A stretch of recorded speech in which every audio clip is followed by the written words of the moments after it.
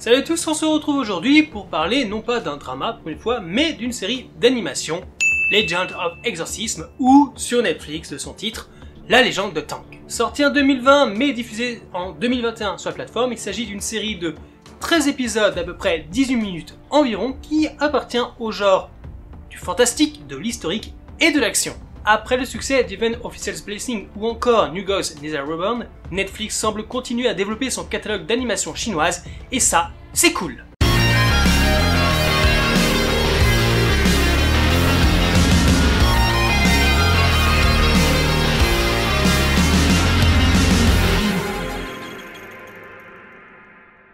Legend of Exorcism raconte l'histoire de Kongju, un jeune homme mi-humain mi-démon qui quitte le palais Yaojing sur le mont Tahang avec 3 tâches importantes à réaliser. Pour cela, il va se rendre dans la ville prospère de Chang'an où il va intégrer le bureau des exorcistes pour affronter des démons qui se sont immiscés au cœur du pouvoir. Il va alors se lier d'amitié avec Li Zhongyun, le chef du bureau, et ses différentes recrues aux multiples talents et pouvoirs.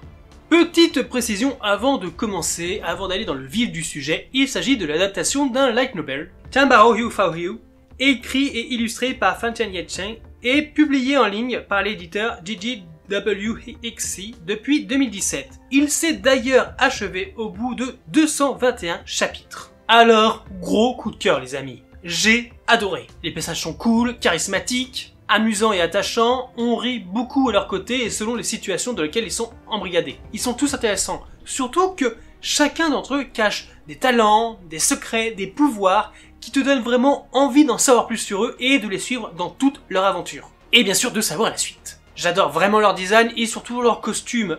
Mon âme de cosplayer se réveille dans ces moments-là. Oh, c'est fou.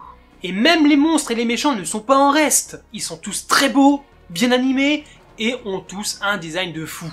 En même temps, tu me fous des dragons qui ont des formes animales et des formes semi-humaines, c'est bon, moi je kiffe, hein. Tu m'as conquis, je signe tout ce que tu veux. Sans parler des démons renards qui sont eux à foison dans l'histoire, mais qui ont tous des designs ou des humanisations bien différentes. En plus, si t'es comme moi fan des films ou séries ou de ça, tu retrouveras le même plaisir de visionnage, avec ici aucune limite d'action ou de pouvoir, sauf celle mise par l'animation en place. Tu as donc une effervescence d'effets et d'action tout au long des multiples combats qui sont sublimes, en étant bien animés, bien chorégraphiés, magnifiques. Ils t'émerveillent et te tiennent en haleine tout du long. Donc la 3D est magnifique et le tout est emballé par une OST qui est juste tip top. Et tu vois, une chose qui est quand même bien, c'est que le titre français n'est pas vraiment à côté de ses pompes. La légende de Tang. C'est pas faux puisqu'en fait l'histoire se passe pendant la dynastie Tang. Donc c'est plutôt bien joué Netflix. De ce fait, l'histoire est passionnante puisqu'elle se repose sur des données historiques très claires et impose un rythme soutenu tout du long, et ce jusqu'au cut final du dernier épisode qui te laisse seul avec une seule envie, voir la suite. Et je peux te dire que personnellement, suite à l'apparition de ce carton Rendez-vous en saison 2, je la guette saison 2, je l'attends avec grande impatience. Avec de beaux personnages, une bonne 3D et animation, une histoire intéressante et passionnante, beaucoup d'action et malgré le fait que la série soit trop courte, je l'avoue, je le redis, c'est un gros coup de cœur. Ça me parle et j'ai grandement apprécié. Tout y était pour me séduire et je ne regrette absolument rien, mis à part le fait que ce soit trop rapide. 13 épisodes, c'est trop court.